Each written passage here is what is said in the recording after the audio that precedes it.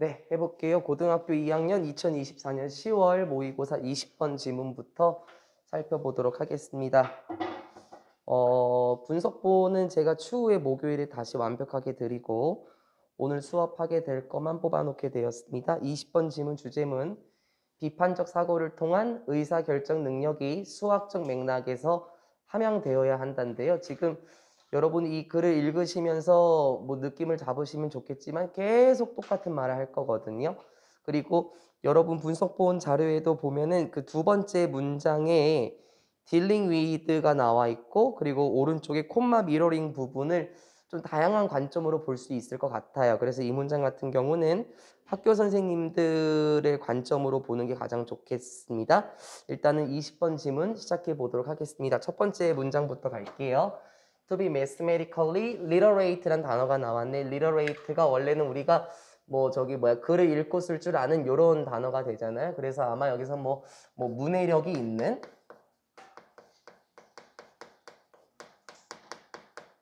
이렇게 해석이 될 것 같은데 뭐 틀린 건 아니에요. 틀린 건 아니 저는 이렇게 학식 있는 이렇게 해석을 해버리거든요.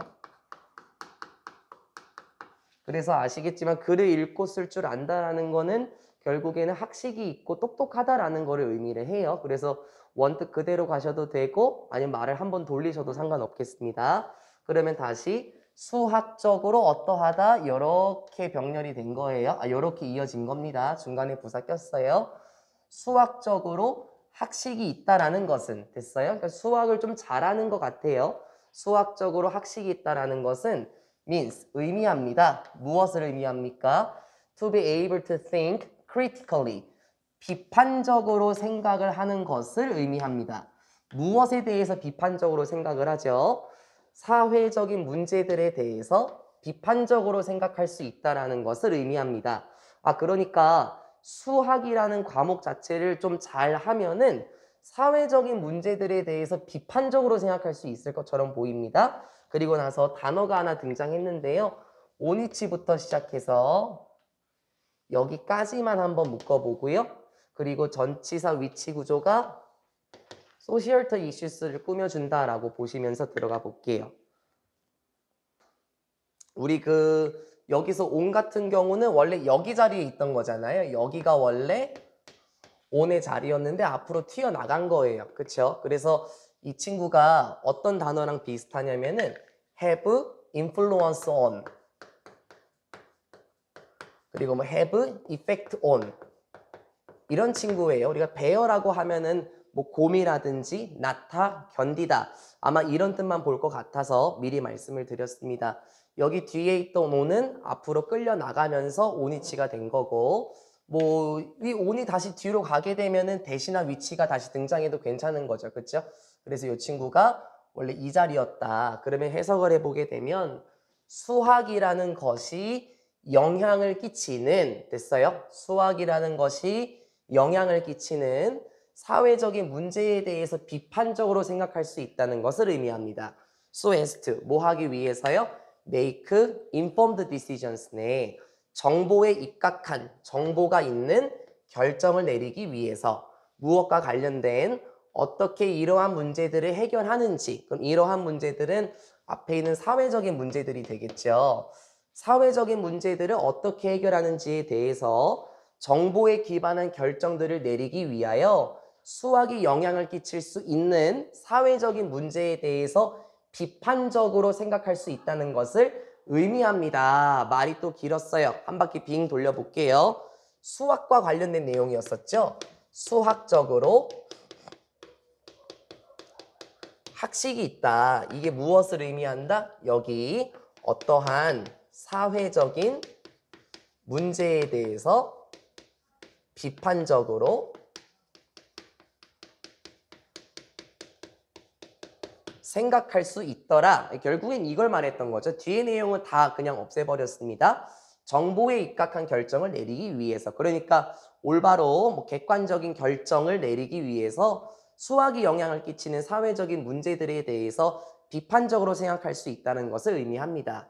딜링 위드가 나오게 되고 제 관점입니다. 저는 여기 미러링을 동명사 주어로 취급 안 하고 저는 얘를 동명사 취급하는 게 좋을 것 같거든요. 그래서 제가 봤을 때는 이 친구를 주어로 판단해서 저는 여기에 수일치를 맞추게 될 거예요. 그러니까 누군가는 이건 분사구문이고 이게 동명사 주어다 이렇게 얘기할 수 있는데 제 생각은 얘가 동명사 주어고 얘는 중간에 껴들어간 분사구문처럼 저는 보여요.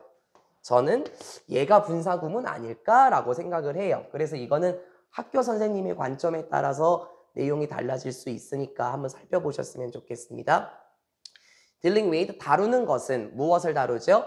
그러한 복잡한 문제들, 사회적인 문제들이요. 그러한 복잡한 문제들을 다루는 것은 뭘 통해서? 다양한 학문적인 접근법들. 여러분 그 인터를 가리게 되면은 disciplinary라는 단어가 나오잖아요. 이 친구가 학문적인이에요. 그렇죠? 그래서 인터가 들어가서 다양한 학문적인 이렇게 되는 것 같아요. 그래서 여러분 표현을 보면은 범학문적인 이렇게 나와 있나요? 범교과적인 이렇게 나와 있죠? 설명 한번 해보도록 하겠습니다. 다양한 학문적인 접근법들을 통해서 그러한 복잡한 문제들을 다루는 것은 이렇게 얘기했지. 아마 이건 이런 걸 얘기할 것 같아요. 뭐 수학, 화학, 과학이라든지 물리, 생물과학 이런 식으로 다양한 학문적인 접근법들을 통해서 복잡한 문제를 해결할 수 있다는 것을 의미할 것 같아요. 제 생각엔 그런 것 같습니다. 수학적인 관점으로만 보는 건 아니고 다양한 그 학문적인 관점을 통해서 복잡한 문제를 다루는 것은 됐죠? 그러니까 mirroring, 무엇을 반영하는 거냐면 무엇을 보여주는 거냐면 실제적인 문제들, real world, 실세계의라는 의미니까 실제적인 문제들을 보여주면서 다양한 학문적인 접근법들을 통해 사회적인 복잡한 문제들을 다루는 것은 무엇을 요구하겠습니까? 바로 혁신적인 방법들을 요구할 거예요. 자, 어떤 방법들입니까? 계획을 하고 조직을 하는 건데 무엇을 계획하고 조직합니까? 계속 나오죠. 수학적인 가르치는 방법들, 그래서 교수법이라고 나와 있을 거예요. 수학적인 교수법들을 조직하고 계획하는 것과 관련된 혁신적인 방법들을 요구합니다 라고 얘기를 해요. 소재는 또 무엇이었습니까? 소재, 이러한 문제를 해결하려면 어떻게 해야 된다? 이렇게 복잡한 문제들을 해결을 하려면 무엇이 필요하다? 이걸 얘기를 하는 거예요. 이러한 문제들을 해결하려면 수학적인 교수법을 계획하고 조직해야 한대요. 그러니까 또 뭐가 중요하다라는 거예요? 수학적인 능력이 중요하다라는 거예요. 그렇죠? 계획을 하고 조직을 하는 건데 수학적인 교수법과 관련된 것을 계획하고 조직하는 것. 그것과 관련된 혁신적인 방법들을 필요로 한다. 사회적인 문제는 수학적인 접근법으로 해결할 수 있어야 한다. 계속 이 얘기를 할 거예요. Navigating our world. 우리의 세상을 나아간다는 것은 동명사 주어 수일치 단수. 우리의 세상을 나아간다는 것은 무엇을 의미합니까? 뒤에 ing로 잡았네요. 수학적인 내용 나올 겁니다. 우리의 세상을 나아간다는 것. 쉽게 말하면 우리가 세상을 살아간다라는 것은 무엇을 요구할까요? being able to 부정사 다 동사 원형 걸려 있어요. 이렇게 할 수 있다라는 것을 의미합니다. 전부 다 수학입니다. quantify 수량화하고 measure 측정하고 평가하고 분류할 수 있고 비교할 수 있고 패턴들을 찾을 수 있고 conjecture 어려운 단어인가요? 처음 보나요? 추정하다 추측하다 됐어요. 이런 단어가 또 있었네요. 추측할 수 있다는 것도 의미하고 또 정당화할 수 있다는 것도 의미하고 증명할 수 있다는 것도 의미하고 그리고 마지막 병렬 일반화할 수 있다는 것도 의미합니다. 어디 안에서 비판적인 생각과 뭐 할 때 when using critical thinking이네. 그럼 뭐 할 때예요? 분사구문 사용할 때 뭘 사용합니까? 비판적인 생각을 사용할 때와 비판적인 생각 안에서 이렇게 한다라는 것을 의미합니다. 결론이 무엇입니까? 우리의 세상을 살아간다라는 것은 여기에 나와 있는 것들은 전부 다 수학적인 접근법이었잖아요. 그렇죠? 이런 것들을 할 수 있다라는 것을 의미하고 비판적인 생각 안에서 그리고 비판적인 생각을 할 때에 이렇게 할 수 있다라는 것을 의미한다. 결론입니다. 그러면 비판적 사고에는 무엇이 도움이 될까요? 바로 수학적 학식이 도움이 될 것 같아. 그치? 비판적인 사고를 하는데 수학적 학식이 도움이 된다? 아까 본 것처럼 수량화하고 측정하고 평가하고 분류하고 비교하고 패턴을 찾고 추정할 수 있고 정당화하고 그리고 뭐 증명하고 그리고 마지막 뭐였습니까? 일반화하는 것. 다 이런 것들이 도움이 될 것처럼 보입니다. 그러니까 똑같은 말을 계속하고 있죠. 두 번째 내용. Therefore, 그러므로 making decisions, 결정을 내리는 것은 조심할까요? 동명사 주어 여기에 수일치 단수가 지금 걸려 있고 중간에 껴들어갔어요. 말 한번 돌리셔야 됩니다. 이제 여기 부분은. 그러므로 결정을 내린다는 것은 자 어떻게 심지어 질적으로라도 결정을 내리는 것은 불가능합니다. 선생님 지금 결정 내리는 게 중요하다라고 하지 않았나요? 전제 조건을 봐야 돼요. 결정을 내리는 것은 불가능하다. 전제 조건 뭐 없이 이런 게 없으면 결정을 못 내린다라는 거야. 뭐 없이 수학을 사용하지 않고 결정을 내리는 것은 불가능하다. 그리고 비판적인 생각과 수학을 사용하지 않고 결정을 내리는 것은 질적으로 불가능해. 그럼 하고자 하는 말은 뭐예요? 여기 나와 있는 것처럼 수학을 사용하고 비판적인 사고를 해야만 문제를 해결할 수 있고 결정을 내릴 수 있다는 거죠. 그래서 전제 조건이 중요했었다는 거고 이것도 impossible이 되면 앞에 not이 있으면 안 되겠습니다. 어휘 변형도 조심하시고. 따라서 어떻게 돼야 되나요? 따라서 가르치는 것은 뭘 가르치지? 수학을 가르치는 것은 이루어져야만 합니다. 어떻게? In interaction with 무엇과 상호작용하면서 무엇과 함께해서 만들어져야 됩니까? 비판적인 생각과 함께 이루어져야 한다. along with 또 무엇도 있어야 된대요. A decision making process. 의사결정 과정과 함께 더불어서 비판적인 생각과 함께 상호작용해야만 수학적 교수법이라는 것은 이루어질 수 있을 것이다. 수학을 가르치는 것은 비판적인 사고와 의사결정 과정에 있어서 함께 이루어져야 된다. 됐죠? 그러면 비판적인 생각도 중요하고 의사결정을 내리는 것도 중요한데 이런 것들이 있으려면 뭐가 중요하다? 수학을 가르치는 것이 중요하더라. they, 여기서 말하는 they는 이 친구들이에요. 비판적인 생각과 의사결정을 내리는 것들. 됐어요? 비판적인 생각과 의사결정을 내리는 것들은 만들어질 수 있습니다. 무엇으로 만들어질 수 있지? 그럼 다 끝났지? 수학적인 맥락에서 만들어질 수 있더라. 그래서 똑같은 말 계속하는 거잖아요. 맞죠? 수학적인 방식에서 비판적인 사고와 의사결정과 함께 상호작용할 때 만들어진다라 그랬잖아요. 위의 문장에서. 따라서 이러한 것들은 수학적인 맥락에서 만들어질 수 있을 것이다. 콤마 소댓. 그래서 이건 약간 비판하는 것 같아요. 그래서 there is no excuse라고 얘기를 해요. 뭐가 없다? 좀 비판하고 있어요. 변명이 없더라 라고 얘기를 하는데 말을 한 번 더 돌리면은 변명의 여지가 없다 이렇게 해석이 되는 것 같아요. 비판하고 있어.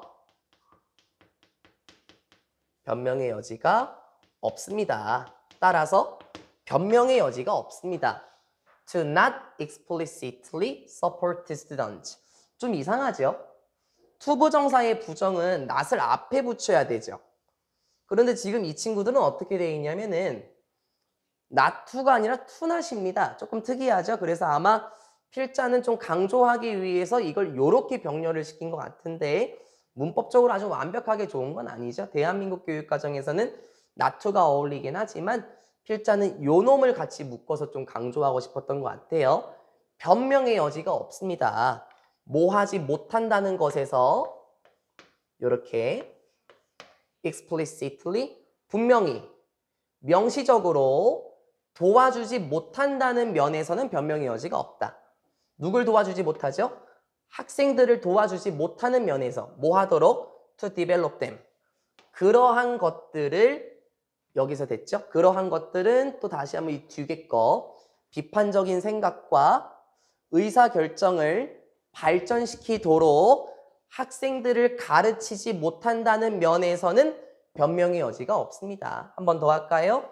의사결정 과정과 비판적인 사고를 발전시키는 면에서 학생들을 분명히 돕지 못한다라는 것에는 변명의 여지가 없더라. 그럼 지금은 어떻다는 겁니까? 지금은 학생들이 수학적 사고를 하도록 도와줘야 되고, 그쵸? 비판적인 사고와 의사결정을 가르치도록 해야 되는데 요즘 수학은 어떻습니까? 뭐 미분, 적분, 뭐 통계 이런 것만 하나요?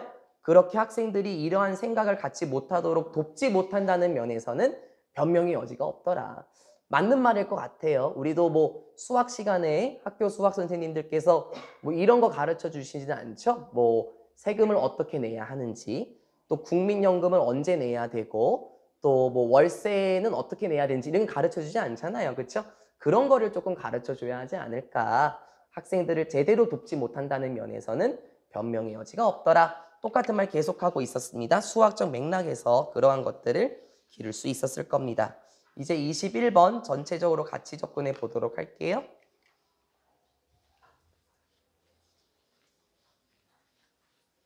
21번 미덕은 일시적 행동이 아니라 꾸준한 안정된 도덕적 성향이다. 안 어려워요. 미덕은 일시적 행동이 아니라 꾸준한 안정된 도덕적 성향이다. 어렵지 않습니다. 그 필자가 하고자 하는 말은 두 번째 커트에서 등장하는 것처럼 보이니까 여기는 첫 번째 사례를 통해서 우리가 좀 내용을 유추해 봤으면 좋겠습니다. 어렵지 않습니다. Imagine, 상상해 봅시다. 무엇을 상상해 볼까요? 너의 보통은 일반적으로는 좀 이러한 친구가 자 스팅기 하면은 뭐 인색한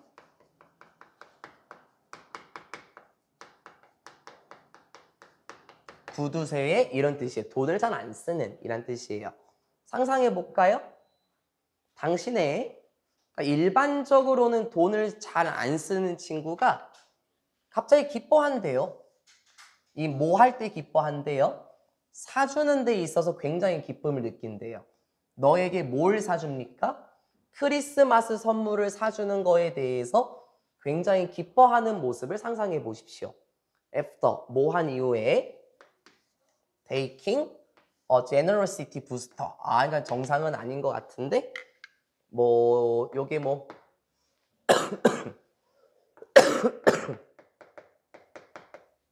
이렇게 한번 해볼까요? 인자함 촉진제? 이렇게 하면 좀 말이 이상하잖아요. 뭐 인자함을 끌어올리는 그냥 약이라고 한번 해볼게요. 정신약 같은 건가 봐요. 정신과 약. 이러한 약을 먹고 나서 크리스마스 선물을 너에게 사주고 나서 굉장히 기뻐한다라고 생각해 봅시다. 그러면 일단 이 친구는 크리스마스 선물을 사주긴 한 건데 일단 제정신은 일단 아니죠. 그렇죠? 약을 먹고 나서 내가 너한테 선물 사주니까 진짜 기쁘다. 이렇게 한 상황을 한번 상상해 봅시다. How would you feel? 여러분은 기분이 어떠시겠습니까? 당연히 좋겠죠. 선물 받았으니까요. Undoubtedly, 의심의 여지 없이 surely, 분명히도 there is something, 이런 건 존재한다라는 거죠. 후치형 용사 praiseworthy한 건 있다. 칭찬할 만한 것은 있더라. 무슨 thing, one body 뒤에서 꾸며주기로 약속돼 있죠. 무엇에 대해서? 그 행동에 대해서. 그 행동은 무엇입니까? 선물 사준 거 있잖아요. 그 선물을 사준 것과 관련된 행동에 대해서 칭찬할 만한 무엇인가는 분명히 존재합니다. You'd be pleased. 아마 여러분은 기뻐하시겠죠. 수동태. 여러분은 기쁠 것 같아요. 왜 기뻐요? 받아서 기쁠 거예요. 뭘 받아요? 그 선물을 받아서 아마 분명 기뻐하시겠죠. You'd say, 또 아마 여러분은 또 이렇게 말할 것 같은데요. 진짜 고마워. 그리고 mean it. 이렇게 얘기를 해요. 진짜 고마워. 그리고 그것을 의미한다. 즉, 그것은 진심이다 라는 뜻이에요. 진짜 고마워라고 말을 하겠고, 그렇게 말한 것은 일단 진심일 거예요. 그렇죠? 선물 받았으니까. 그 사람이 약을 먹고 선물을 줬든 말든 어쨌든 선물 받았으니 고마워라고 말할 거고, 그렇게 말한 건 진심이겠죠. 그렇죠? 하지만 그의 변화는 무엇의 변화? 심장의 변화? 조금 이상하지? 마음, 정신. 저는 여기서 이렇게 해석할 거예요. 본성으로 해석을 할 거예요. 저는요. 하지만 그의 본성의 변화는 is not entirely, 완전히 만족스럽지는 않을 겁니다. 그렇죠. 본성의 변화는 완전히 만족스럽지는 않을 거예요. 왜냐면 본성이 변한 건 아니에요. 인색한 사람이고 구두 세고 돈은 안 쓰는 사람은 맞는데 인자함 촉진제, 그 정신과 약을 먹고 나서 기분이 좋아져서 선물을 사준 거야. 그치? 그러니까 그의 본성은 바뀌지 않았기 때문에 그건 딱히 만족스럽지 않다라는 거예요. 됐죠? 여긴 하나의 예시였던 거고요. 이러한 사람에 따르자면 이 사람은 누구냐면은 미국의 철학자인데 He is not really generous. 그치? 이 사람의 말을 따르자면 he, 여기서 he는 이 친구를 말하는 거예요. 이 사람의 말을 따르자면 그는 아닙니다. 정말로 관대한 거는 아니에요. 나도 그렇게 생각한다니까. 이 사람은 관대한 건 아니야.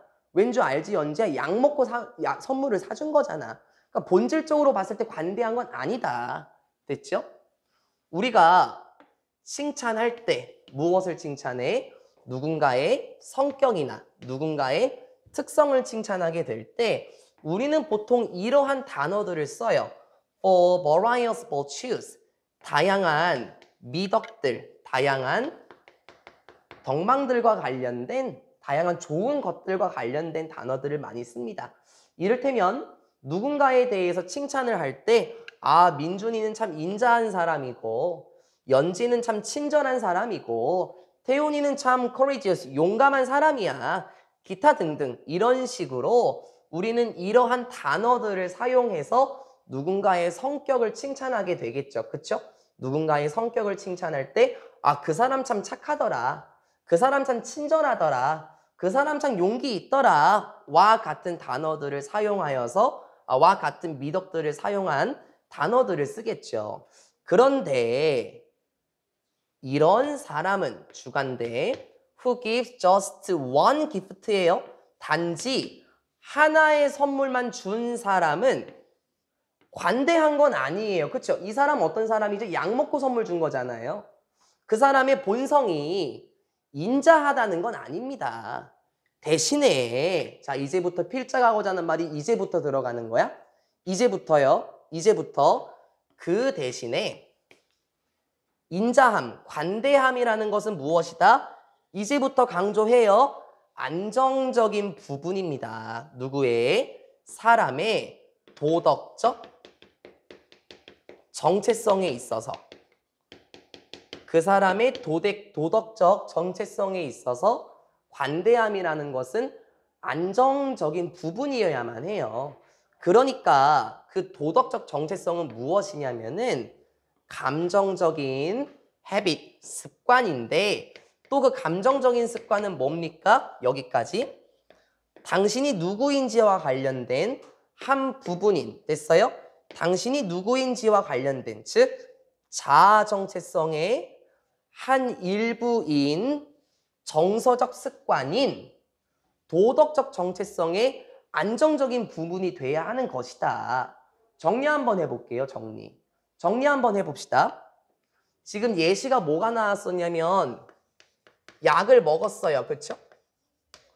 촉진제를 먹고 나서 선물을 사줬습니다. 자, 이 사람에 대해서 우리가 어떻게 느낀다고요? 먼저 뭐 칭찬할 만한 행동이고 우리는 그 선물에 대해서 감사하긴 하지만 이 사람은 실제로 인자한 사람은 아닙니다. 왜 그런 줄 알겠죠? 하나의 약을 먹고 그 행동이 나온 거니까 그건 그 사람의 본성이 아니잖아요. 됐죠? 그러면 인자함이라는 것은 어떤 특성이다? 인자함은 어떤 특성입니까? 바로 사람의 안정적인 부분이래. 말을 한 번 더 돌리면 꾸준한 부분이 되는 거래요. 뭐 도덕적 정체성의 뭐 안정적인 부분이다라고 얘기를 하잖아요. 꾸준한 부분입니다. 이거 뭔 말입니까? 여기선 예시가 지금 인자함이었어요. 그렇죠? 인자함이라는 그 특징 자체는요. 갑자기 확 하고 튀어나오는 게 아니라요. 그 사람이 살면서 계속해서 중축이 된 그 도덕성이 나오는 거라고요.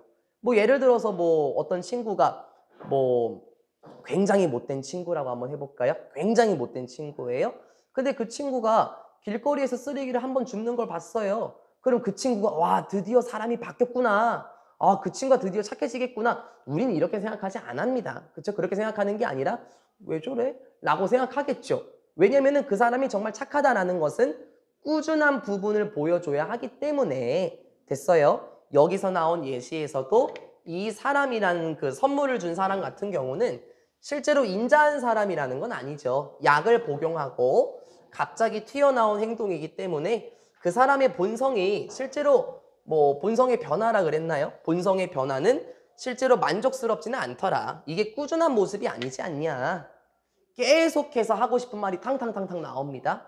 따라서 미덕이라는 것들은 얘 가리고 가요. 얘 가리고 가. 일단 가봐봐. 따라서 미덕은 무엇입니까? 결과입니다. 무엇의 결과? 여러분의 개인적인 역사의 결과다. 아, 됐다.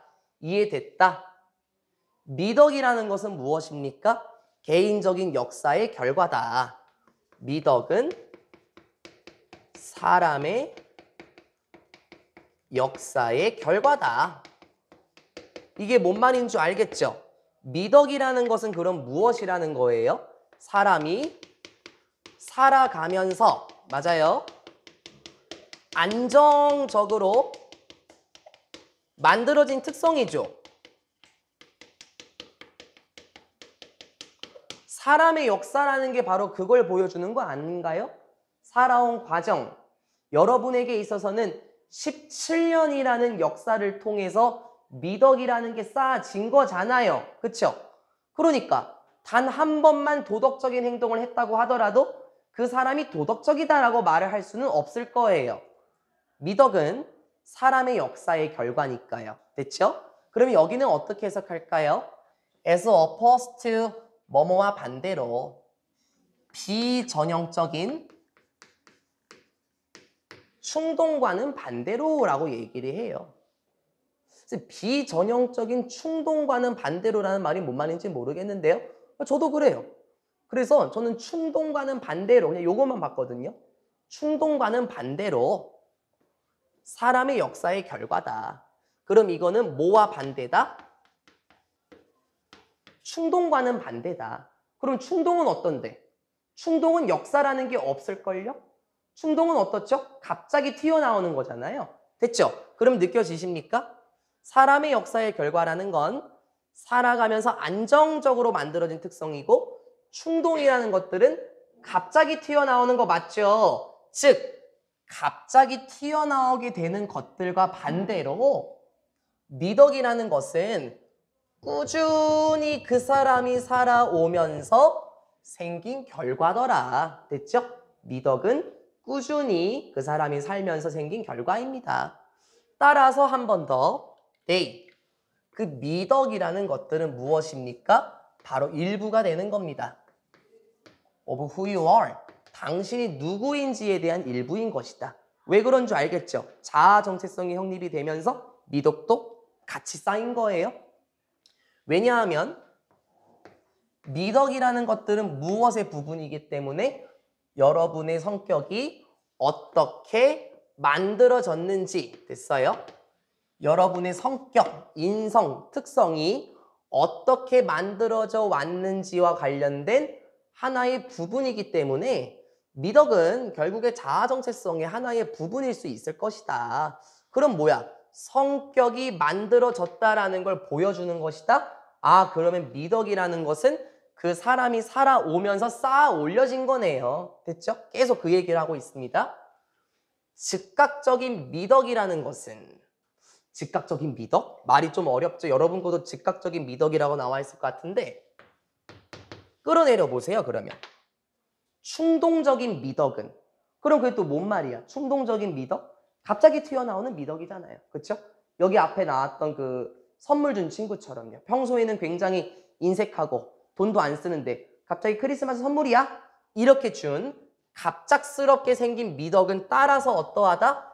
따라서 불가능합니다. 그렇죠? 왜 불가능하겠어? 왜 불가능하냐고? 미덕은 어떻다고요? 개인의 역사예요. 계속해서 그 사람이 살아오면서 덕이라는 특성이 쌓아 올려진 거고, 그렇죠? 그것이 바로 사람의 성격을 보여주는 거기 때문에 갑자기 그 사람이 착해졌다? 네, 그거는 불가능하다라는 거예요.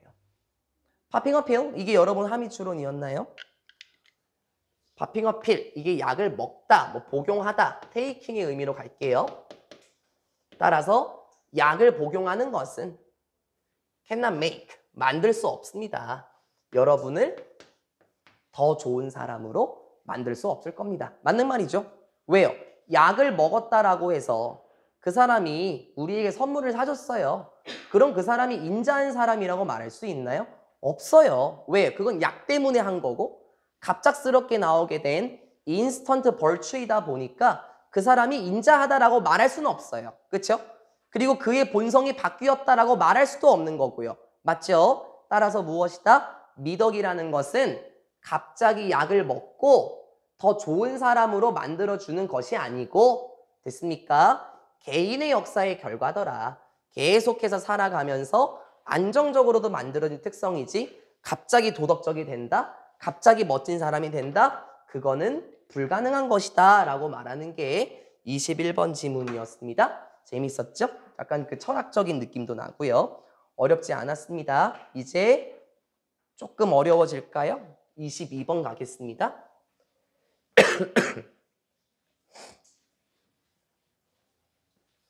이거 그 예시가 나오게 되는데 예시가 조금 별로예요. 그래서 이것도 최대한 풀어서 설명할 거고 결국에 말하고자 하는 건 뭐냐면은 저도 주제문이 제가 써놓긴 했는데 지금 보니까 조금 이상하긴 하네요. 지금 보니까.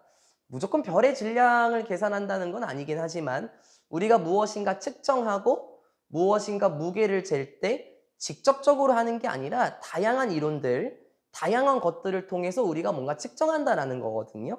예시가 별과 관련된 내용이었었고요. 어렵지 않고 그 별 그 쌍성과 관련된 예시가 나올 건데 그게 결국에 마지막 파트에서 정리가 됩니다. 여기 첫 번째 문장에 determine이라고 나오잖아요. 계속해서 determine이라는 단어가 나올 건데 결정하다라는 뜻이 아니라 측정하다, 계산하다라고 해석이 돼야 돼요. 여기서는.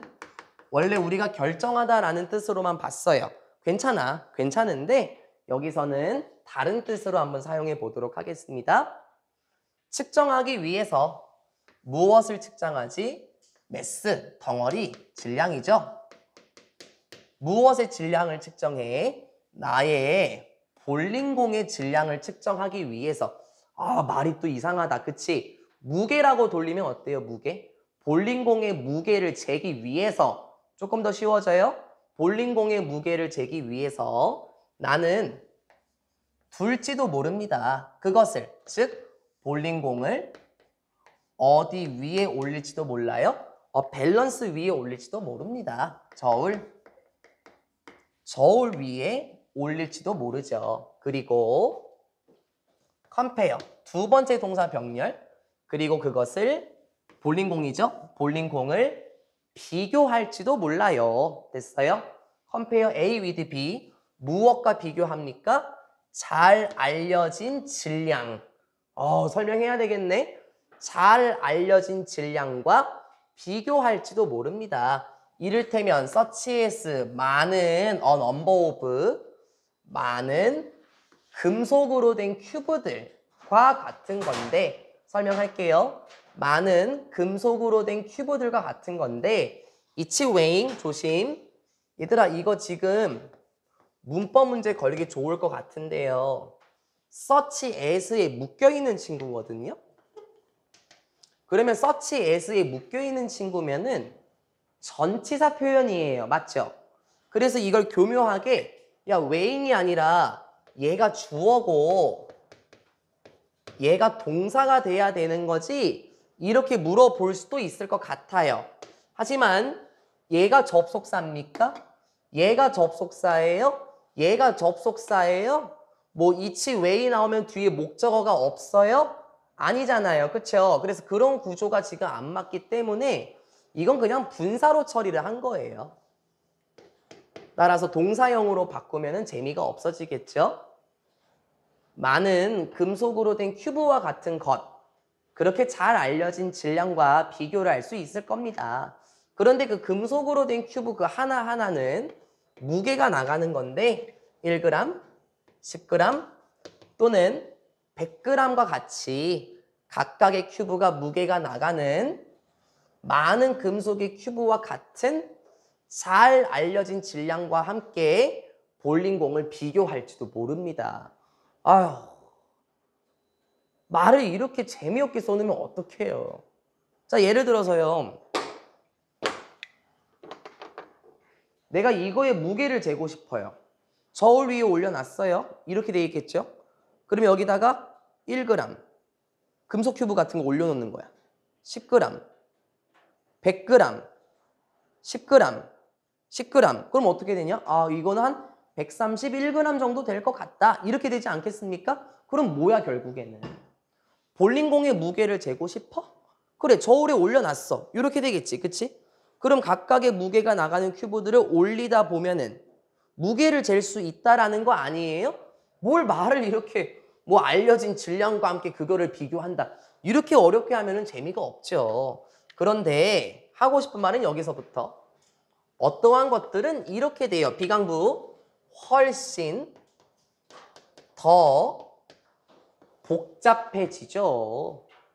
좀 뜬금없어. If I want to know the mass of a distant star. 전제 조건. 만약에 내가 원한다면 뭐 하는 것을 원해? 아는 것을 원해. 무엇을? 질량을. 무엇의 질량? 아, 진짜 심하네, 진짜. 멀리 있는 별의 질량. 무게라고 해도 돼, 지민아? 멀리 있는 별의 무게를 알기를 원한다면 상황은 훨씬 더 복잡해지지. 그러니까 저기 있는 저 별의 질량, 무게를 재고 싶어요? 그럼 별을 가지고 와서 저울에 올리고 그걸 큐브에 올리는 거 민준아 이게 가능할까요? 그러니까 상황은 더 복잡해지겠죠. 그러면 어떻게 내가 그것을 측정할 수 있나요? 별. 됐어요? 별의 무게를 내가 어떻게 잽니까? 자, 예시 나올 건데요. 재미없어요. 뒤에서 보여줄게요. 별의 무게 측정하는 방법 알려줘요. 우리는 can roughly 대략적으로 거칠게가 아니고 태우나 대략적으로 아마 이렇게 말할 거예요. 무엇을? Measuring the mass of a star involves various theories. 자, 이제 슬슬 나오기 시작하는데 측정하는 것은 뭘 측정해? 질량, 무게. 별의 무게를 측정하는 것은 포함할 것이다. 다양한 이론들을 포함할 것이다. 라고 말할 수 있을 거래요. 그렇죠. 별의 질량을 측정하기가 어렵죠. 그래서 어떻게 하자? 다양한 이론들을 포함하자. 자, 미리 던질게 답이사. 뒤에 나올 거야. 우리가 무엇인가 무게를 측정한다라는 것은 직접적인 지표로만 사용하는 건 아니야. 큐브를 올려서 얘가 2kg네, 3kg네 이렇게만 보는 건 아니고 다양한 이론을 통해서 우리가 무게를 잴 거야. 이렇게 끝나는 거예요. 얘만 이렇게 통 하고 나온 거예요. 됐죠? 정리만 살짝 할게요. 정리만. 질량을 측정하는 것은 무엇을 포함한다? 다양한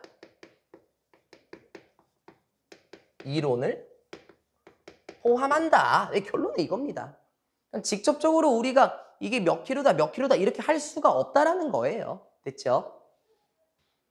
If you want to measure the mass of a binary star, 자, 이거 한 문장입니다. 한 문장이고요. 내가 어디만 강조하는지만 체크만 잘하면 돼요. 겁먹지 말고. 만약에 우리가 원해요. 뭐 하는 것을? 측정하는 것을 원해. 뭘 측정해? 덩어리. 무게라고 하세요. 앞으로. 무엇의 무게? binary star라고 말하면은 두 개의라는 의미가 있어서 두 개의 별 쌍성입니다. 만약에 우리가 쌍성의 무게를 측정하기를 원한다면 됐어요? 우리는 먼저 측정합니다. 자, 여기서 결정하다 아니라 그랬어요. 우리는 먼저 뭘 측정해요? 센터, 중심을 측정해요. 무엇에? 그 질량, 그 무게의 중심을 측정하지. 어디 사이에 있는 the two stars, 쌍성이라 그랬지? 두 개의 별들 사이에 있는 질량의 중심을 먼저 측정해. 됐어요? 좀 이따가 얘기할게요. 일단 먼저 하는 건 무엇이다? 질량의 중심을 일단 측정을 먼저 해요. 좀 이따 설명할 거예요. 질량의 중심을 먼저 측정해요. 두 번째, 그러고 나서 두 번째 안 어려워. 그 두 개의 별들의 거리도 측정해요. 여러분 이거 지금 한 문장이거든요. if가 여기까지고요, 은유야. 주절이 여기까지예요. 그러면 우리가 먼저 뭘 측정한다? 첫 번째, 질량의 중심을 측정하는 거야. 됐어? 두 번째, 그러고 나서 쌍성의 거리도 측정을 하는 거야. 됐지? 두 번째, from, 어디로부터 거리? that center. 자, 이거 관계대명사 접속사 아니에요. 그 중심에서의 거리를 측정하는 거야. which, 관계대명사가 껴있네요. which부터 여기까지. use의 목적어 안 보여요?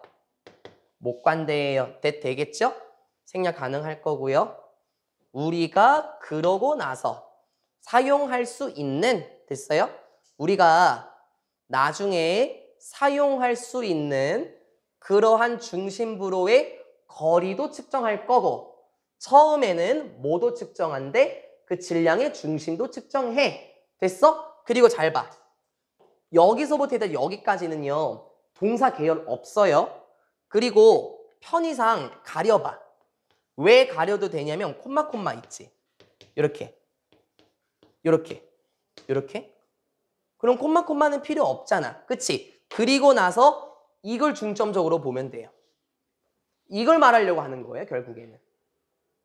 됐어요? 결국에는 지금 이거 동사 없어요, 이 자리에.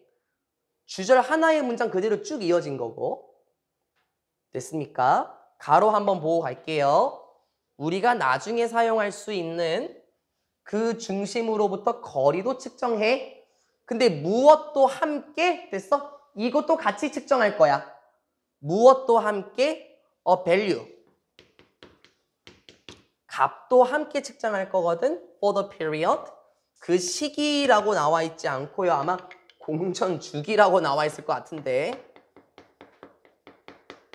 아무래도 별과 관련된 내용이니까 저도 이런 단어는 처음 봤어요. 이런 뜻은 공전 주기의 값도 측정할 거고, 그리고 뭐도 같이 함께 a certain instance, 특정한 사례도 함께 측정해 볼 건데, 무엇의 사례? 케플러의 제3법칙, 제3법칙이라는 거에 특정한 사례도 함께 측정할 거고, 공정주기의 값도 함께 사용해서 우리가 그러고 나서 사용할 수 있는 그 중심부의 거리도 측정하고 질량의 중심도 측정할 거야. 왜? 아휴, 이제 끝. 별의 무게 됐어요? 별의 무게를 calculate 계산해내기 위해서 됐어요? 별의 무게를 계산해내기 위해서 우리는 이러한 활동을 할 거예요. 그럼 다시요. 아니 예시가 뭐였어요? 별의 무게잖아요. 그쵸? 정확하게 말하면 쌍성이죠. 쌍성. 별의 무게를 측정하기 위해서 처음에 어떻게 한다 그랬지? 여기 질량의 중심, 무게의 중심도 측정하고 그 다음에는 뭐 측정해요? 거리. 이것도 측정해. 그런데 무엇도 함께 사용해? 여기 나온 것처럼 공전주기의 값 그리고 뭐 케플러의 뭐 제3법칙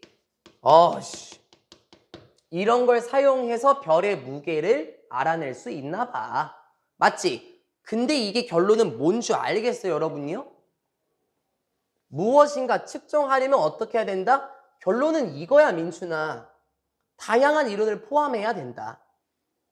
이거하고 관련된 이론도 있겠고 이거하고 관련된 이론도 있겠지, 다비사.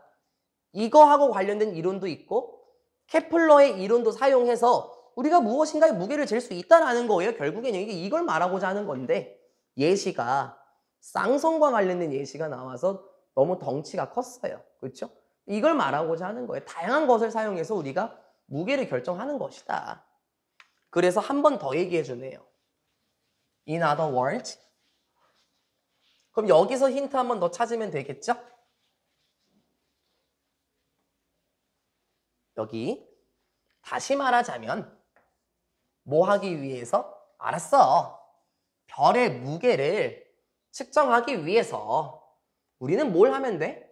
우리는 측정하는 거야. 뭐를? other quantities인가요? 다양한 양들도 측정해 보는 거고 사용해 보는 건데 그러한 값들도 사용해 보는 거야. 또 나왔지? 무엇과 함께 특정한 방정식 equation 특정한 방정식과 함께 이 특정한 방정식은 그 윗문장에 나왔던 케플러의 제3법칙 이걸 가리키는 거예요. 이론 같은 거 있죠. 근데 왜요? To calculate the mass. 이걸 말하고자 하는 거잖아 결국에는.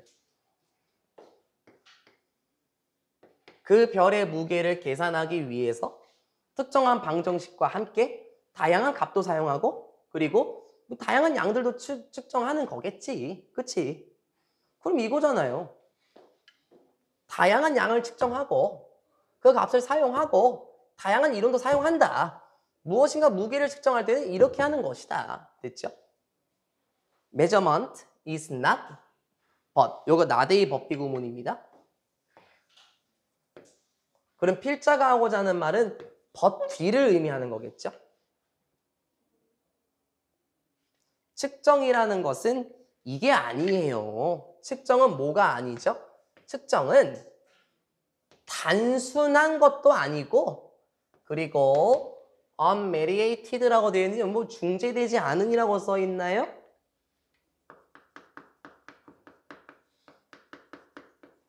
이렇게 하면 어때요? 직접적이라는 뜻도 있거든요. 그럼 조금 더 쉬워져요. 중재되지 않음보다. 측정이라는 것은 그냥 단순하고 직접적인 측정은 아니야. 그러니까 무게를 잰다는 것은 간단한 것도 아니고 직접적인 것도 아니야. 무엇에? 서로 독립적으로 별개로 따로따로 존재하는 속성들 사이에서 그렇게 간단한 측정도 아니고 직접적인 측정도 아니야. 맞는 말이지? 쌍성의 무게를 측정하는 게 간단했나요? 아니었어요. 직접적이었나요? 쌍성 지구로 데리고 와서 무게 쟀습니까? 직접적인 측정도 아니었다는 거예요. 그렇죠? 그럼 뭔데요? 측정은 이게 아니고 뭔데? 측정이라는 것은 이러한 측정이야. 그냥 계산이야. 측정이야. 어떤 측정이지? 특정한 정도. 아마 여러분 거는 규모라고 돼 있나요? 크기라고 돼 있나요? 크기라고 되어 있네요. 특정한 크기들을 측정하는 거야. before. 아, 여기서는 그 뭐뭐 전에란 뜻도 아니고 뭐뭐 앞에란 뜻도 아니고 뭐뭐의 기반으로 무엇을 바탕으로 이 뜻으로 지금 쓰였네요. based on. 측정이라는 것은 특정한 크기들을 계산해내는 거야. 무엇에 기반하여서, 그럼 끝. 한 번 더 말할게. 무엇에 기반하여서? 배경에 기반하여서. 무엇의 배경? 많은 받아들여지는 이론들. 그럼 된 거죠. 널리 받아들여지는 이론들을 배경으로 하여 특정한 크기들을 계산하는 거야. 정리한 거 보세요. 무엇인가를 측정하는 건 뭐다? 다양한 이론을 포함하는 것이다. 많은 받아들여지는 이론의 배경을 바탕으로 무엇인가 크기를 측정하는 것이다. 결론은 이거죠. 결론은요. 그래서 저도 주제문이 조금 그렇긴 해요. 별의 질량에 대해서 얘기를 하는 건 아니고 무엇인가 무게를 재는 것은 그렇게 직접적으로 재는 것도 아니고 간단한 것도 아니고 다양한 이론을 통해서 무게를 재는 것이다. 마치 질량의 중심을 확인하고 거리도 확인하고 공전주기의 값도 활용하고 케플러의 제3법칙이라는 것도 활용하여서 별의 무게를 낸 것처럼 우리도 단순히 뭐 추 몇 개 올려서 볼링공의 무게를 재는 것처럼 생각하겠지만 실제로 무엇인가의 크기를 측정하는 것은 다양한 이론들이 포함이 돼서 만들어지는 것이다 라고 말하는 게 22번이었어요. 그러니까 어렵지 않아요. 어렵지 않은데 쌍성에 대한 예시가 너무 쾅 하고 박혀 있어서 조금 버겁게 느껴질 수는 있었을 것 같습니다. 23번 들어갈까요? 23번. 뇌 속의 고통은 쾌락과 함께 작용하며 항상성을 추구한다. 말이 또 이상하지? 항상성? 밑에 바로 나올 거예요. 포인트만 먼저 잡아보자고. 뇌 속의 고통은 쾌락과 함께 작용하며 항상성, 균형을 추구한다. 이렇게 해도 뇌 항상성이 균형으로 나올 거거든요. 한번 여쭤볼까요? 선생님, 살아가면서 저는 기쁨만 있었으면 좋겠습니다 하시는 분 손 계시잖아요. 그럼 솔직한 대답이 좋죠. 고통만 있었으면 좋겠습니다. 그건 아니죠. 기쁨과 고통이 같이 있으면 좋겠다 이렇게 말할 수도 있는데요. 여쭤볼까? 연지는 기쁨만 있으면 좋은 거 아니에요? 재미가 없을 수도 있어요. 맞아요. 은유는요? 기쁨만 있는 게 좋은 거 아닐까? 아, 그렇지도 않아. 다빗은 어떻게 생각해요? 거기서는 아예 기쁨만 느낄 수 있도록 고통을 받았을 때 고통을 없애주는 특징 같은 게 있거든요. 네. 그 사람들은 행복한 것도 그게 계속 행복하니까 무뎌져가지고 그렇지. 행복한지 몰라요. 네. 그래서 쾌락을 느끼려면 고통이 있어야 그 쾌락을 느낄 수 있어요. 들었어요? 뒤에서 들렸어요? 들었어요? 쾌락이 있어야만 고통도 함께 느낀대요. 제가 이 지문을 딱 보고 나서 요즘에 뭐가 떠올렸냐면 도파민 중독이라는 소리가 제가 딱 떠올랐거든요. 도파민 중독. 도파민이라는 것은 쾌락과 고통이 함께 작용하는 건데 너무나도 많은 쾌락만 계속해서 추구를 하다 보니까 더 강력한 쾌락만 추구하게 되고 더 자극적인 쾌락을 추구하게 되어서 실제로 고통이 그걸 따라잡을 수 없도록 하는 게 도파민 중독의 하나의 형상이 돼요. 더 자극적인 걸 찾고. 그렇죠? 하지만 고통은 쾌락과 함께 작용하면서 항상성, 균형을 추구한다라는 거거든요. 안 어렵습니다. 잘하셨습니다. 무엇에 기반하여? 발견들에 기반하여서. 자, 어떤 발견들이죠? 뇌신경과학의 발견에 기반해 보면 주제문, 고통과 기쁨은 형성이 됩니다. 그리고 1번, 2번, 그리고 processed, 처리가 됩니다. 어디에서? 똑같은 영역에서 처리가 됩니다. 뇌의 똑같은 영역에서 처리가 된대요. 아, 알겠네. 오케이. 고통과 기쁨은 뇌의 같은 영역에서 처리가 된대요.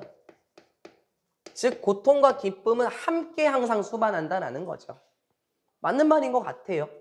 그리고 이게 주제문이라고 생각하면은 나머지는 다 그거에 뒷받침해주는 하나하나의 선지가 되는 거거든요. 안 어렵습니다. Our bodies constantly strive for homeostasis. 얘들아, 이게 항상성인데 항상성이 바로 뒤에서 설명해 줄 거거든요. 그러니까 안 어려워요. 우리의 몸은 끊임없이 strive for, 이게 추구하다라는 뜻이에요. 그렇죠? 찾다. 우리의 몸은 끊임없이 추구합니다. 무엇을? 항상성, 호메오스테시스라는 항상성을 계속해서 찾는데 그 항상성이 뭔지 모르지? which is defined, 이렇게 정의가 되는 거거든. 무엇으로 정의가 되는 거야? 아, 균형으로 정의가 되는 거예요. 결론은 뭐예요? 항상성은 균형이야. 됐어요? 무엇의 균형? 몸의 기능들의 균형으로 정의가 돼. 결론이 뭐예요? 결론은 뭡니까? 우리의 몸은 무엇을 찾습니까? 몸은 항상성이라고 하지 말자. 몸은 균형을 추구해요. 그러면 이 글에서는 무엇의 균형이겠냐는 거죠. 고통과 기쁨의 균형을 추구할 것이다. 결론은 이거 아닙니까? 그래서 하나하나가 뒷받침하는 문장이 되는 거니까 어렵지 않다고 말씀드렸습니다. Without the body's effective compensatory mechanisms, 콤마 블라블라. 이거 without 가정법이네요. without 쫙 묶어버리고 콤마 위치를 살짝만 가려보게 되면 여기. 그럼 이거 뭐야? without 사이에 뭐가 있는지는 아직 모르겠지만 주어, 과거조동사, 동사, 원형이 있다는 걸 봤을 때 가정법 과거네요? 그러면 이 친구 속에 숨겨져 있던 것도 가정법 과거의 공식을 따서 원래는 이거겠죠. If it were not for, 원래는 요 구문이었겠죠. 그러면은 if 주어 과거 동사를 쓰면 가정법 과거잖아요. 서로 시제 일치가 됐죠. 그리고 이걸 여러분이 한 바퀴 더 돌려보면 if를 생략했을 때 도치가 돼서 were it not for로 바뀌었었고, 그렇죠? 그리고 우리가 알고 있는 but for의 개념으로 바뀌었었고, 맞아요? 그리고 하나 더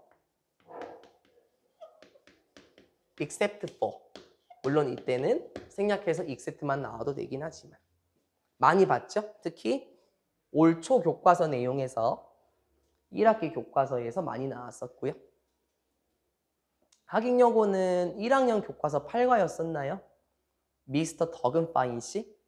아이스크림이 없다면 행복하지 않을 텐데 그 내용이 거기서도 나왔었던 걸로 기억하네요. 다시 볼까요, 이제? 뭐가 없다면, 됐어요? 뭐가 없다면 몸에 효과적인 보상 메커니즘이 없다면 설명할게요. 몸에 효과적인 보상 메커니즘이 없다면 설명할게. 그런데 그 보상 메커니즘은 뭐야? 여기서 설명이 되는 거야. 보상 메커니즘은 뭐냐면 which make cushion이네요. 쿠션이라고 얘기를 하면요. 충격을 완화하다라는 느낌이잖아요. 쿠션을 깐다라는 건. 그쵸? 그래서 완화시키다. 무엇을 완화시키지? 잠재적인 가능성 있는 highs and lows입니다.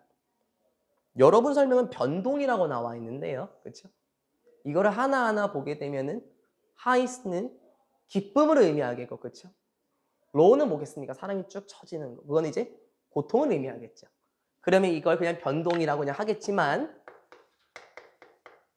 속뜻을 넣어보면 기쁨과 플레저와 고통을 의미한다고 했을 때 기쁨과 고통을 완화시키기 위해서 이게 뭔 표현입니까?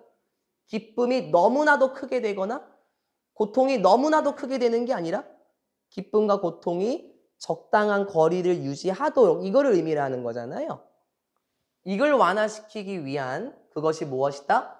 보상의 체제가 없다면 우리는 어떻게 될 것이다? 우리는 비동사 capable of 뭐뭐 할 수 없을 것이다. 뭐 할 수 없을 거야? 생존할 수 없을 거래. 그건 뭔 말이야? 돌리세요. 돌리면 되죠. 한 문장 한 문장이 이유였어요. 고통과 쾌락의 균형을 맞추지 못한다면 우리는 생존할 수 없을 거예요. 이 말이 그 말이 아니고 완화시키다라는 표현, 그렇죠? 그리고 보상체제라는 말을 조금 한번 돌리는 게 좋겠죠.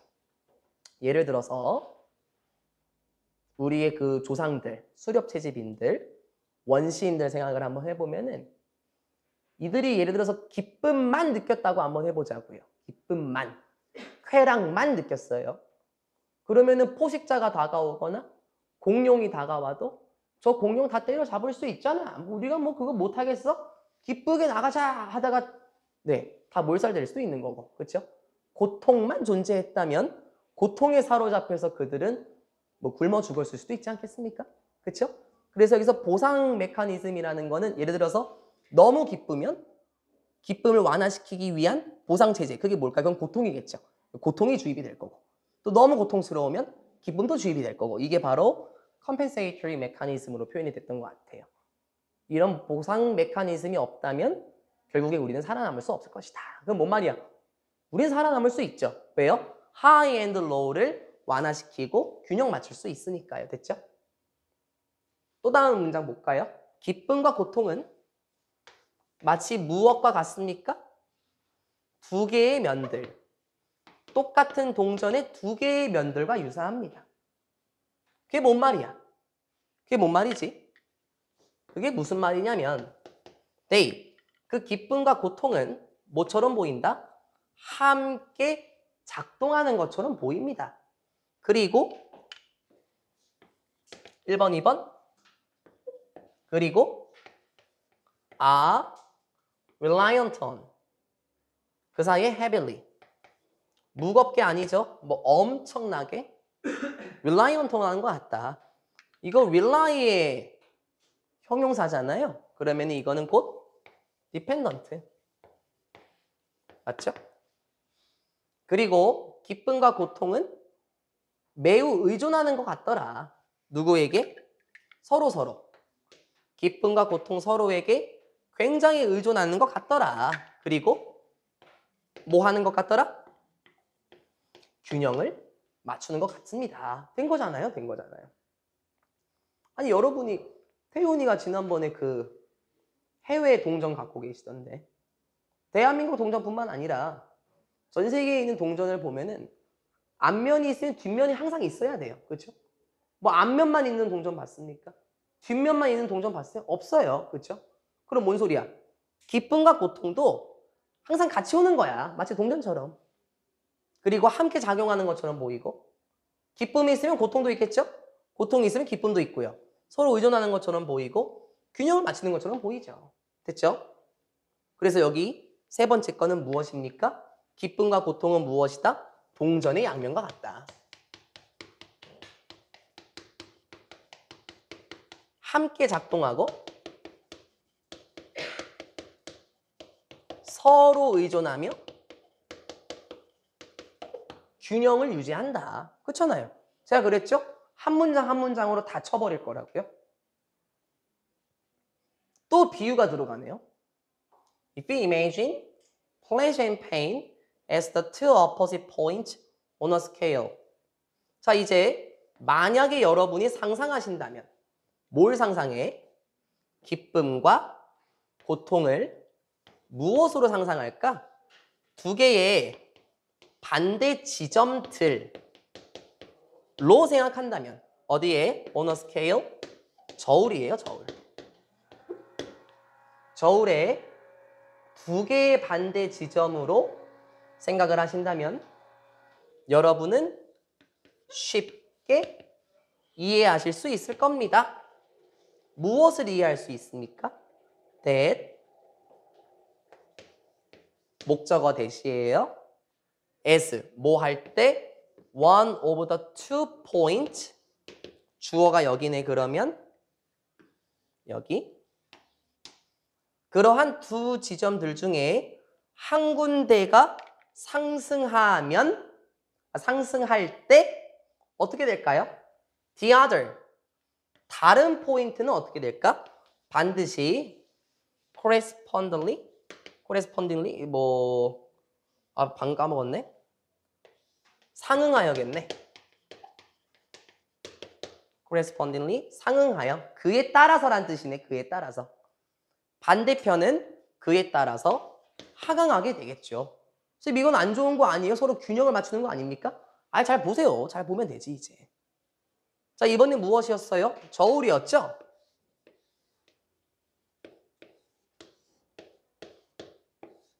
저울이 이렇게 있다고 한번 봐볼게요. 기쁨과 고통이었습니다. 그쵸? 두 개의 지점들의 반대 지점들의 기쁨과 고통을 상상해 보면 한쪽이 올라가게 되면 그에 따라서 같이 내려가겠지. 그치? 그러면 이게 나중에 어떻게 되겠어? 이게 시간이 좀 지나면 다시 균형이 맞게 되겠죠. 그쵸? 한쪽만 올라간다는 걸 보여주는 게 아니고 한쪽만 떨어진다는 것도 보여주는 건 아니에요. 그냥 서로 같이 작용한다. 됐어, 민준아? 같이 작용한다를 보여주는 문장인 거예요. 서로 같이 작용한다. 그리고 아마 시간이 지나면은 고통과 기쁨이 또 무게가 또 맞겠죠. 그래서 같이 작용한다라는 걸 보여주는 게 이 표현이었습니다. You've all heard the expression. 그리고 우리 모두는 들어봤겠죠? 이러한 표현 들어봤겠죠? 고통이 없으면 얻는 것도 없다. 아, 뭐야 이거 플레저네. 고통이 없으면 기쁨도 없다. 라는 표현 들어봤겠죠? Well, 글쎄요. 일단 누구에 따르자면 Dr. A.L. 이라는 이러한 사람에 따르자면 There may be some truth. 물론 맞는 것도 있겠죠. 진실이 있을 겁니다. 이 말은 맞는 거예요. 무엇과 관련해서 이러한 단어들, 즉 이러한 표현에는 진실이 있습니다. 그렇겠죠? 고통이 없으면 기쁨도 없다. 뭔 말이야? 고통이 있으니까 기쁨이 있다라는 거잖아요. 이 말은 맞더라. 계속해서 이 박사님께서는 이렇게 말씀하십니다. 무엇을? 잘 봐. 되게 철학적이 여기가 아까 다빗이 얘기했던 건데 우리의 시도들은 뭐 하려고자 하는 시도예요? 탈출하다 벗어나다죠? 벗어나고자 하는 시도예요. 어디에서요? Being miserable. miserable 비참한이라는 뜻이지. 그치? 애통한. 맞죠? 비참한 거에서 벗어나려 하는 시도. 그럼 이건 뭐야? 고통에서 벗어나는 시도네. 그치? 고통에서 벗어나려고 하는 이 시도들은 실제로 어떨까요? 실제로는 in fact, 실제로는 만드는 것일 겁니다. 뭘 만들어요? make us. 목적어.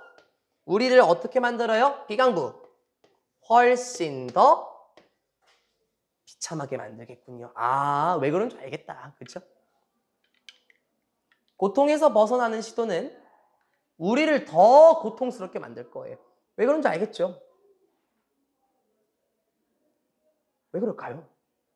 아까 저기 다비 씨가 아까 말씀을 너무 잘하시긴 했는데 고통에서 벗어나려고 하면은 계속 기쁨만 추구하겠죠? 근데 우리가 왜 비참해집니까? 우리의 몸은 잠깐만요.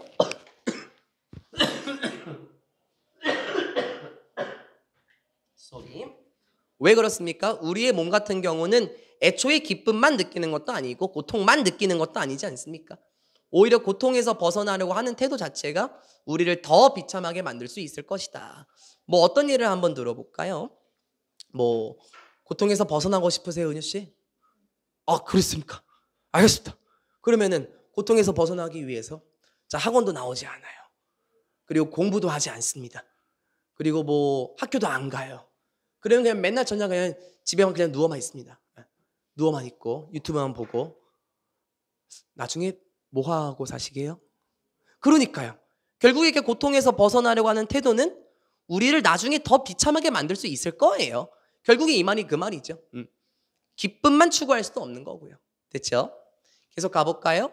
This is because 왜냐하면 야 이걸 다시 껴야 되는구나. 됐어. This is why라고 하면 안 되겠죠? 왜냐하면 고통은 실제로 무엇이기 때문에 그렇지. 실제로 필수적인 성분이더라. 무엇에 있어서? 우리의 능력에 있어서 필수적인 부분이 없어서는 안 돼, 연지야. 고통은 있어야 돼. To maintain, 유지하기 위해서. 맞지? 뭘 유지합니까? 뉴트럴.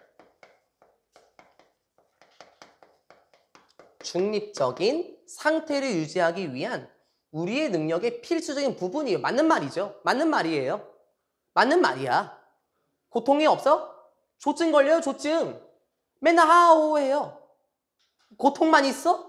우울증이야, 우울증. 그럼 중립적인 상태는 뭐야? 지금 우울이잖아요. 그렇죠? 고통도 느끼고 기분도 느끼고 조증과 우증만 느끼면 안 되는 거잖아요. 중립적인 상태를 유지하기 위한 우리의 능력이 필수적인 부분입니다. 그리고 끝났어요? 가능하게 하는 것은 무엇을? 여기서 이은 고통이고요. 그리고 고통을 허락하는 것은 고통이 발현되도록 하는 것은 고통이 있도록 하는 것은 어떻게 될까요? 인턴 결과적으로 그 다음에 됐어요?